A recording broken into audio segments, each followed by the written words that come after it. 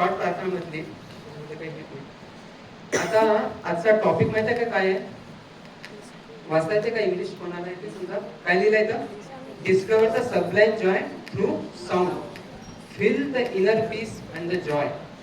म्हणजे काय आहे की जे नामामध्ये जे रुची आहे, जे गोडवा आहे, आपण त्याचं आता काय आहे सायंटिफिक तरीकेचं काय आहे, त्याचं महत्व काय आहे, आपण त्याचं वर्णन करूया.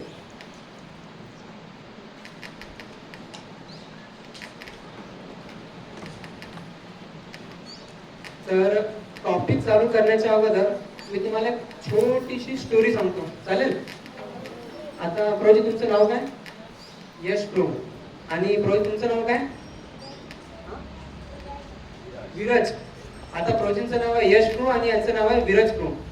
आता समजा एक असं उदाहरण कन्सिडर करा की आता विरज प्रो झोपलेले आहे एका घरामध्ये आणि ते सेकंड फ्लोअरला झोपलेले आहे, बरोबर? आता यश प्रो पण हे त्यांच्या घरामध्ये सेकंड फ्लोअरला आहे. यश प्रोचं घर इकडे आहे आणि विरज प्रोचं घर इकडे आहे. दोन्ही काय आहे सेकंड फ्लोअरला आहे. आणि यश प्रो बघून राहिले की विरज प्रोच्या घरामध्ये कोणीतरी खिडकीतून जात आहे. खिडकीतून कोण जाते? जनरली चोर जाते. म्हणजे चोर विरज प्रोच्या घरी आता चोरी करायला जात आहे. मग आता विरज प्रोना जर यश प्रोना उठवायचं आहे, यश प्रो काय आपले विरज प्रो काय झोपलेले आहेत, तर आता यश प्रोनी जर म्हटलं त्यांना सर हात दाखवला किंवा चिठ्ठी दाखवली चोर येऊन राहिला असं काही, तर त्यांना समजणार काय? त्यांना काय करावं लागणार? जोरात ओरडा लागणार. काय म्हणते? विरज प्रभू चोर येत आहे, उठा. बरोबर आहे? म्हणजे आता बघा, कान भगवंतांनी असे दिले आहे, असा एक आपला हे इंद्रिय आहे, ज्या इंद्रियाला आपण झोपलेलो असलो तरी सुद्धा काय होते, आपण ऐकू शकतो, बरोबर? डोळ्यानं बघू शकतो का झोपेल असताना? काही समजणार नाही आपल्याला काय चालू आहे, कारण आपण झोपलेला, डोळे बंद आहेत. पण भगवंतांनी कान असा दिलाय की जो आपण कोणत्या पण स्थितीमध्ये असो तरी पण आपण त्या कानाच्या द्वारे ऐकू शकतो. त्याच्यामुळे आता काय आहे, सबलाईम जॉय ऑफ साऊंड, म्हणजे या नामामध्ये जे रुची आहे, आपण त्या रुचीचा आता कसे हे बेनिफिट आहे त्याचे आपण बघूया. त्याच्यामुळे हे जे सेशन आहे ना, हे सर्व सेशन मधला सर्वात महत्वाचं सेशन आहे. तर मे बी आता थोडा दिवस आता सूर्य मावळला त्यानंतर पीपीटी तुम्हाला सर्वांना दिसायला लागेल. आता आपण बघू की हे काय आहे. तर आता या सेशन मध्ये आपण टोटल 4 टॉपिक कव्हर करणार आहे. पहिलं कोणतं? पॉवर ऑफ साऊंड व्हायब्रेशन, म्हणजे साऊंड व्हायब्रेशनची पॉवर काय आहे. आपण म्हणतो ना वेगवेगळी पॉवर असते, कोणाला असते kinetic power, magnetic power, electric power. आता एक साऊंडची पण पॉवर आहे, ते पॉवर कोणती ते आपण आज बघू. त्याच्यानंतर दुसरं कोणतं आहे? स्पिरिच्युअल रेफरन्सेस, म्हणजे आता जे साऊंड व्हायब्रेशन आहे, जे आपलं नाम आहे, त्यांचे स्पिरिच्युअलचे रेफरन्सेस कोणकोणते आहेत त्याचं पण आपण आता उदाहरण बघू. त्याच्यानंतर काय आहे? सायंटिफिक रिसर्च,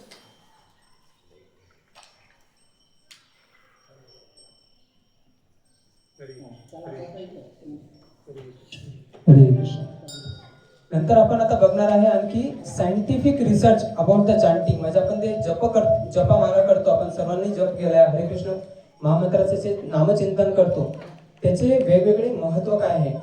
आणि आपण आणखी बघणार आहोत त्याचे स्पेसिफिकली सायंटिफिक बेनिफिट काय आहे आणि जप करण्याचे आपल्यावर कोणकोणते महत्व येतात.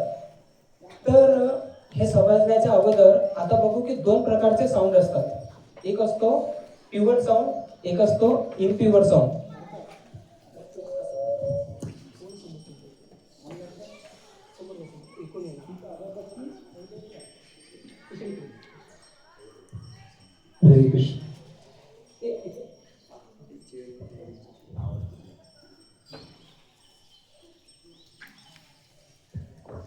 तर 2 प्रकारचे साऊंड असतात, एक असतो प्युअर साऊंड आणि एक असतो इम्प्युअर साऊंड.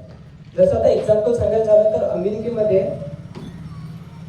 एक पुस्तकाचं प्रकाशित झालं, त्याला म्हणतात डिटेक्टिव्ह नोवेल. काय पुस्तकाचं नाव? Detective novel. तर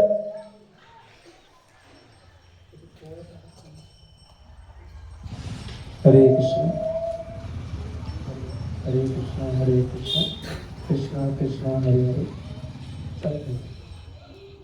तर एक पुस्तक रिलीज केलं, त्याचं नाव आहे डिटेक्टिव्ह नोवेल. त्या पुस्तकामध्ये काय सांगितलं आहे की जे चोरी वगैरे करणार, जे दरोडे करतात, याचे वेगवेगळे तरीके, म्हणजे याच्यापासून आपण कशा प्रकारे वाचू शकतो. तर ते पुस्तक वाचून काय केलं, चोरांनी आणखी चोरी करणं चालू केली. कारण त्यांना माहित आहे की चोरी केल्यानंतर लोक असे पोलीस लोक असे पकडू शकतात. तर त्याच्यामुळे काय केलं की ते पुस्तक वाचल्यानंतर त्यांची चोरीचं प्रमाण आणखी वाढलं. आणि तेच जेव्हा आपण महात्मा गांधीचं उदाहरण बघतो, महात्मा गांधींनी काय केलं आहे की अगोदर ते रामायण आणि महाभारत, भगवद्गीता यांचं सतत चिंतन करायचे, वाचन करायचे.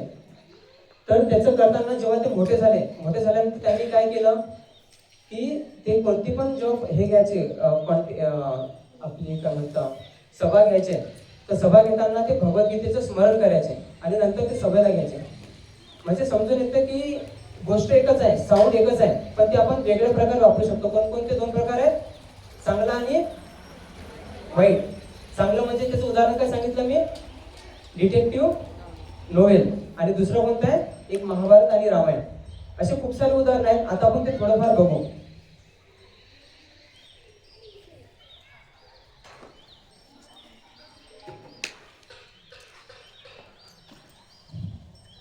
तर साऊंड व्हायब्रेशनचं आता आपण बघू की साऊंड व्हायब्रेशनची पॉवर काय आहे. ठीक आहे. तर त्याच्यामध्ये असं उदाहरण येते की मार्टिन लुथर किंग यांचं नाव कोण ऐकलंय का, हिटलर वगैरे, हिटलरचं नाव ऐकलंय कोण, हिटलर, लुथर मार्टिन किंग यांचं नाव ऐकलंय कोण, हिटलरचं नाव नाही ऐकलं. हा, ज्यानं ते ज्यूसवर अटॅक केला होता, त्यांना मारलं होतं खूप साऱ्या लोकांना. तर त्यांनी काय केलं, बेसिकली त्यांच्या बोलण्याच्या वाक्यामधून खूप संघर्ष केला. म्हणजे अशा प्रकारे ते बोलायचे की लोकांमध्ये हे भांडणं करण्याची अशी जागृती करून द्यायचे त्याच्या भांडणामध्ये. आणि ते जर बघतो आपण की कोणकोणते असे सॉन्ग असतात, डीजे सॉन्ग असतात, जे सॉन्ग ऐकल्यानंतर आपण काय करतो, आपल्याला लगेच त्या सॉन्गामध्ये रमून जातो. समजा आता कोणी कीर्तनामध्ये बसलं तर आपण आपलं चांगले व्हायब्रेशन आपल्याकडे येतात, बरोबर. आणि तेच जर त्याच्याविषयी जर आपण कोणतं असं म्युझिक ऐकलं, दुसरं कर्मी म्युझिक, जसं पिक्चरचं गाणे ऐकलं, ते दुसरे गाणे ऐकले, तर त्या गाण्यावर ऐकल्यामुळे काय होते, आपण त्या स्वभावामध्ये आपण मिळून जातो. म्हणजे साऊंडचे जे एकच आहे. तर जर आपण चांगल्या प्रकारचं जर गाणे ऐकत आहे, म्हणजे कोणत्या प्रकारचं स्पीच ऐकत आहे, तर त्या स्पीचचा आपल्याला चांगला प्रभाव होतो. आणि ते जर आपण जर वेगळ्या वाईट प्रकारचे गाणे ऐकले तर काय होणार, त्याचा आपल्यावर वाईट परिणाम होणार, बरोबर.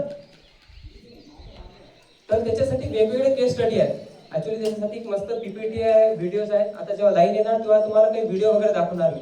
ठीक आहे.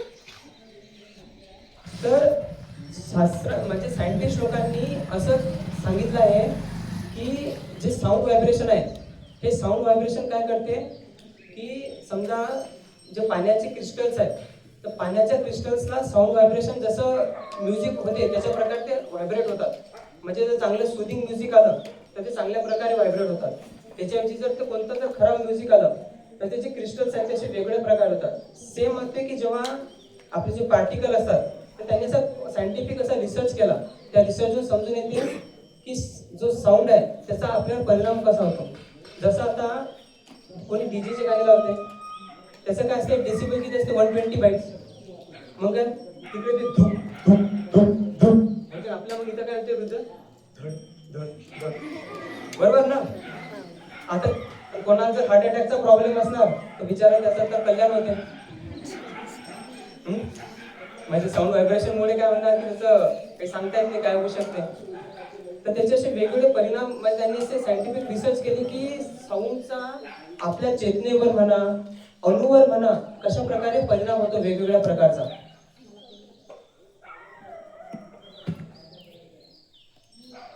तर ते साऊंड झाला. आता साऊंड म्हणजे आपण काय करत असतो, मंत्र. आता आपण काय हरे कृष्ण महामंत्राचा जप केला सर्वांनी. काय मंत्र आपला, हरे कृष्णा कृष्णा कृष्णा हरे हरे, हरे राम राम राम हरे हरे. आता हा जो मंत्र आहे त्याला काय म्हणतात की मंत्राला 2 याच्यात विभाजन केलेलं आहे, मन आणि त्र. म्हणजे जो मनाला कंट्रोल करू शकतो असा जे वर्ड आहे त्याला म्हणतात मंत्र. आता समजा जर कोणी बिमार झालं तर लोक कुठे जातात? दवाखान्यात जातात, डॉक्टरकडे. कारण जर आपलं जे शरीर असते त्या शरीरचे मेडिसिन कोण देते? डॉक्टर. पण तेच जर आपलं मन खराब झालं तर आपण कुठे जातो? देवाला, मंदिरात जातो ना. मग आता सांगा, आपण जातो मंदिरात. हे काय जागा काय आहे? याला काय म्हणतात? मंदिर. पण आता जर याचा एक विचार करा फक्त, आता इथं मंदिर आहे आणि आपलं काय आलं इथं? मंदिर. मंदिर म्हणजे मन आणि दीर, जिथं मन जाणार असं दीर म्हणजे जागा. जिथं आपल्याला मन घेऊन जायचं अशी जागा म्हणजे मंदिर. मग आता पण इथं आपण काय येतो? शरीर घेऊन येतो. आपलं शरीर आहे ना, शरीराला काय म्हणतात? तन. मग आपण मंदिराच्या वेळी तंदीर म्हणतो का कधी? हा, आपण मंदिरच्या वेळी तंदीर म्हणतो का? आम्ही तंदिरात चाललो असं म्हणतो कधी? आपण काय म्हणतो? मंदिरात चाललो का? कारण मंदिरात जेव्हा येतो याचा अर्थ काय आहे? आपल्याला मनानं मंदिरात यायचं असते. तनानं तर येतोच, पण काय असते? मनानं पण यायचं असते. म्हणून त्याला म्हणतात मंदिर. त्याला म्हटलं असतं तंदीर. ठीक आहे. मग आता मंत्राचं जे उदाहरण आहे, जसं कोणतं पण हे आहे मंदिर. मंदिरा म्हणजे काय आहे? माइंड. माइंडला आपल्याला मंदिरात घेऊन यायला लागतो. जसं कोणता पक्षी असतो, पक्षी, त्या पक्षाला जर पिंजऱ्यामध्ये लपून ठेवलं म्हणजे असं बांधून ठेवलं तर पक्षी खुश राहणार नाही. पक्षाला काय आवडते? आकाशात उडायला आवडते. आपलं जे मन असते, जे मन हे आहे, आत्मा आहे, तो काय आहे? एक पक्षाप्रमाणे. जे आपले शरीर आहे हे काय आहे? एक पिंजरा आहे. त्या पिंजऱ्यामध्ये मन जो रूपी आहे, जो आत्मरूपी हे आहे, तो या पिंजऱ्यामध्ये थांबलेला आहे. मग आता जेव्हा पक्षी जेव्हा आकाशात उडतो तेव्हा त्याला स्वातंत्र्य प्राप्त होते, तेव्हा तो खुश होतो. त्याच प्रकारे जर आपला जो आत्मा आहे तो भगवंताच्या सेवेमध्ये लागला, म्हणजे हरिनामाच्या रुचीत लागला, तर काय होणार? आपल्याला त्याच्या नामामध्ये गोडवा येणार, तेव्हा आपल्याला आनंद येणार.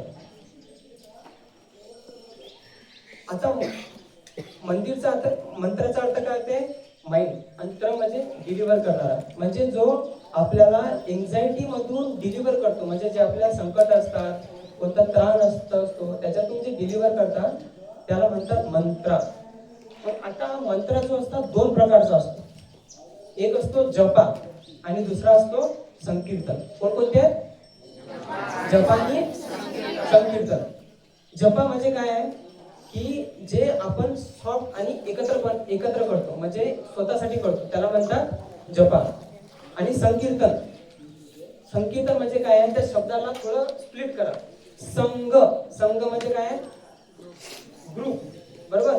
आणि कीर्तन म्हणजे संकीर्तन, म्हणजे जे ग्रुप मध्ये येऊन होणार त्याला म्हणतात संकीर्तन. आणि दुसरा आहे जपा. जपा म्हणजे काय? जे आपण स्वतःसाठी करतो. म्हणजे आता मंत्राचे किती भाग झाले? दोन. पहिला कोणता? जपा आणि दुसरा संकीर्तन. आता आपण लेक्चरच्या अगोदर काय करत होतो? कीर्तन म्हणजेच काय होतं? संकीर्तन. आणि जपा कधी करतो आपण? सकाळी. सकाळी कोण कोण येते सकाळी जपा करण्यासाठी? अरे वा, सर्वच येतात. कोण कोण येत नाही? अच्छा, तुम्ही पण या उद्यापासून. थोडं ट्राय करा, वेळ भेटला तर या. तर आता काय आहे? मंत्राचे किती प्रकार झाले? दोन. एक आहे जपा आणि दुसरा आहे संकीर्तन. ठीक आहे. आता हे झालं एक की आपण मंत्र काय आहे त्याचं बघितलं. आता आपण बघू की आपण म्हणतो की आपण हरे कृष्ण मंत्राचा जप करून राहिलो, आपण वेगवेगळ्या मंत्राचा जप करतो, पण हे कुठं लिहिलं कुठे आहे? याचे काही आहे काय? पुस्तकात काही लिहिलेलं आहे काय की आपण जप करून राहिलो? याचा काही अर्थ? तर जेव्हा लाईन येणार तेव्हा मी तुम्हाला सर्व व्यवस्थित प्रकार दाखवणार. पण त्याच्यासाठी वेगवेगळे आपल्या शास्त्रांमध्ये काय आहे हे लिहिलेलं आहे. आता सायंटिस्ट लोक काय म्हणतात? जे लोक म्हातारे होते माणसं, त्याला काही दिमाग नव्हता. आपण कोणापासून आलो? आपण हे वानरांपासून आलेलो, म्हणजे मंकी पासून आलेलो आपण, असं सायंटिस्ट लोक म्हणतात. पण आता बघा, जे ज्योतिषशास्त्र आहे, वेगवेगळे शास्त्र आहे, सूर्य सिद्धांत आहे, ते शास्त्र आपल्याला अगोदरच सांगून देते की सूर्यग्रहण केव्हा येणार आहे, आपलं चंद्रग्रहण केव्हा येणार आहे, कोणत्या राशीमध्ये काय आहे, कुठं काय आहे, हे केव्हा सांगितले? हजारो वर्ष अगोदर सांगितलं. म्हणजे ते आपल्या आजोबांनी अगोदरच लिहून ठेवलेलं आहे की या दिवशी असं असं होणार आहे. आणि आपले सायंटिस्ट लोक काय म्हणतात अमेरिकेचे, म्हणतात आपण कशापासून आलाय, माकडापासून आलाय. माकडापासून आलोय, पण कोण, आपण नाही, त्यांचे पूर्वज आले असतात, आपले पूर्वज नाही आले. आपले पूर्वज कोणापासून आले, चांगल्या याच्यापासून. मग त्याच्यामुळे स्क्रिप्चर्स मध्ये वेगवेगळे असे लिहिलेले आहेत, त्यांचे उदाहरण दिलेले आहेत की कोणकोणत्या युगामध्ये काय काय केलेलं आहे. आता कोणाकोणाला माहित आहे किती युग असतात, किती युग असतात, 4. इकडला ग्रुप सांगा, एक युग सांगा कोणतं तरी, सर्वात पहिलं कोणतं असते, सत्ययुग. तिकडला ग्रुप, इकडला ग्रुप, इकडला, आता कोणता युग चालू आहे, कलियुग. सर्वांना माहित आहे, चला चांगलं आहे. तर सत्ययुगामध्ये काय होतं माहित आहे का, सत्ययुगामध्ये जे आयुष्य होतं खूप मोठं होतं, 1,00,000 वर्ष. आपल्याला समजू शकणार नाही 1,00,000 वर्ष म्हणजे किती. 1,00,000 वर्ष तेव्हाच असते, खूप मोठं आहे. आणि त्याच्यामध्ये काय करायचे लोक, हे करायचे ध्यान, तपस्या. त्याच्यानंतर दुसरं कोणतं आहे, त्रेतायुग. त्रेतायुग मध्ये काय करायचे, यज्ञ करायचे. यज्ञ करण्यासाठी काय लागते, घी आणि वेगवेगळ्या सामग्री लागतात. आता जर कोणी घी घ्यायला गेला तर किती रुपये किलो आहे, 1,000 रुपये. ते पण प्युअर भेटते काय, म्हणजे त्यावेळेचे जे घी होतं ते प्युअर होतं आणि ते पण अबंडंट होतं, म्हणजे जेवढं पाहिजे तेवढं भेटायचं होतं. आता ते पण आपण करू शकत नाही. 1,000 वर्ष सोडा, 50 वर्ष जगलो तर भाग्य आपलं, कोणाचं काय होणार काही सांगता येत नाही. म्हणजे आपण सत्ययुगामध्ये तपस्या ते करू शकत नाही. त्याच्यानंतर जे त्रेतायुगामध्ये यज्ञ वगैरे ते पण करू शकत नाही, कारण आपले तेवढे पैसे नाही आहेत. त्याच्यानंतर द्वापर युगामध्ये होते डीटी वर्शिप. आपण बघतो ना, भगवंताची आपण हे करतो, आराधना करतो, हा, तर त्याला म्हणतात डीटी वर्शिप. तर त्याला खूप वेगळी प्रोसेस असते. आता जसे ते मुलं आहेत, त्या मुलांना शिकवत आहे की पूजेची थाळी कशी बनवायची. भगवंताला 4 वेळा पायांवर, 2 वेळा नोव्हेलवर, त्याच्यानंतर 3 वेळा फेसवर, 7 वेळा पुन्हा शरीरावर. याची एक आणि एक डिटेल्स अशी, ते खूप किचकट आहे, ते आपल्याला समजणं खूप मुश्किल आहे. त्याच्यामुळे ते पण आपण चांगल्या प्रकारे करू शकत नाही. मग आता आहे कलियुगा.